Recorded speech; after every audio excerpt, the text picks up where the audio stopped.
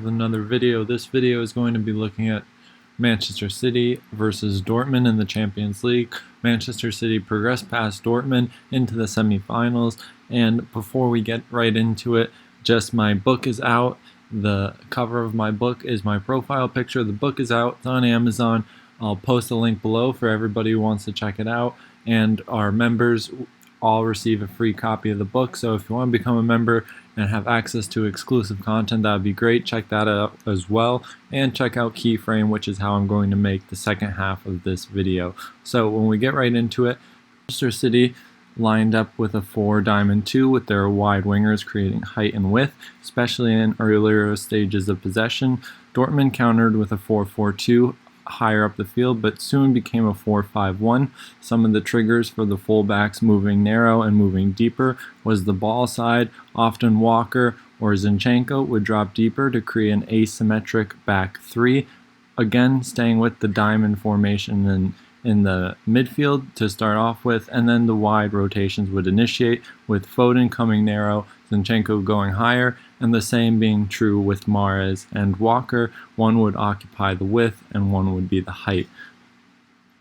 Dortmund's 4-5-1 became quite narrow in their last third of defense, with their wingers oriented towards the fullbacks often made it look like a makeshift back five, and the 2-3 rest defense shape ensured circulation and counter-pressing, and when they moved away from this, it was because Jones was progressing the ball through the half space with Walker taking up a wider position. Dortmund in possession was a typical 4-3-3, and they used third-man movements to take advantage of Foden's eagerness early on to go and press. Bellingham would drop deeper in the half space, and then they would find the fullback to then relieve pressure. This was very effective early on, but as the game went on, Manchester City were able to counter this. Royce would play more narrow, moving higher up the field against City's 4-4-2, which saw the wingers or wide midfielders come deeper as they moved closer to their own goal.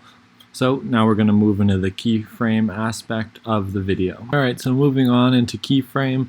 Again, there's a link in the description below, so be sure to check it out. We'll look at Dortmund's build-up first. So Dortmund build-up, as we said, with a 4-3-3, a pretty generic 4-3-3 too. Not much crazy tactical changes in this, but the first thing first was targeting Phil Foden, as he was very eager to press early on, and Dortmund were able to use this to then progress via a third-man movement. So when Foden would go to press, we would have Foden jump to go and press, then the free man would become the fullback, and Bellingham would arrive in the blind side of Gundogan or Rodri, depending on the holding midfielder who was in this position. Usually it was Rodri, and Bellingham would arrive into the free space and then be able to be the access point for the free man, where they would then progress into the midfield.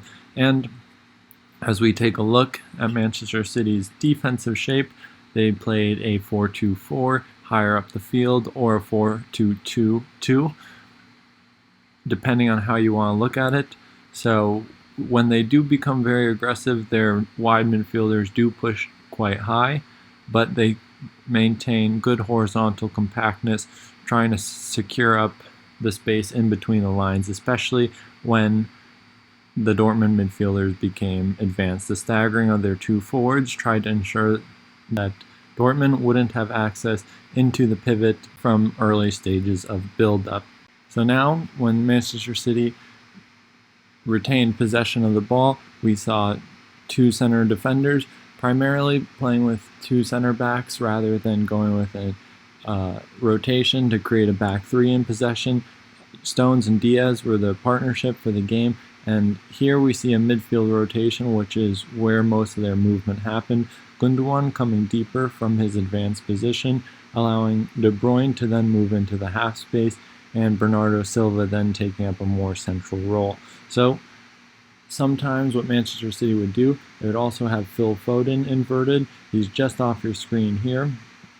And with Gundogan and De Bruyne all occupying the half space, it put the stress on the Dortmund defensive setup to then pull their midfielder higher, as well as pushing their defenders deeper. So this gave De Bruyne more space between the lines to then try and find the ball and advance the team further forward. And now on the weak side, we can see a wide rotation happening, with Mahrez coming more narrow and Walker then creating the height and width, or just the width here, for the team. And the same rotation was true with Zinchenko on this side. And when this wasn't happening and the ball would be circulated to Stones, oftentimes Walker would then come deeper and create a staggered back four, with him being deeper and then Zinchenko coming a little bit more narrow just to secure things up for transitions. So now Dortmund again in possession with the second half. We have our four-man defense with our back four, and we have our asymmetric midfield three with Bellingham and Daoud having the freedom and fluidity to change their height depending on the situation. Royce here is occupying a wider area, but oftentimes we would see him go into the half space and occupy a more central area and try and progress via between the lines, and allowing Guerrero to then occupy the width for the team. Then Manchester City, we see their 4-4-2 with their advanced midfielders out of possession of the ball, and having advanced wide midfielders gives them more, or gives them less space to go and press the wide fullbacks of Borussia Dortmund. So now, looking at City's shape one last time, we have Kyle Walker and our back four. And notice how the ball's on with Zinchenko, and both fullbacks here going into the last third of the field are just slightly narrow, allowing Foden and Mahrez to occupy the width for the team and trying to create more space for their diamond shape in midfield. By having the wide wingers, it forces Dortmund to defend across the full width, trying to give more space to their central players. And we can see Dortmund's 4-5-1 with Bellingham jumping to the fullback, creating a staggering and a very narrow midfield five, along with our back four just behind them.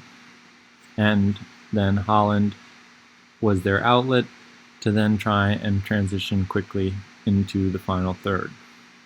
So that's the analysis, guys. Hope you guys enjoyed it, and I'll see you in the next one.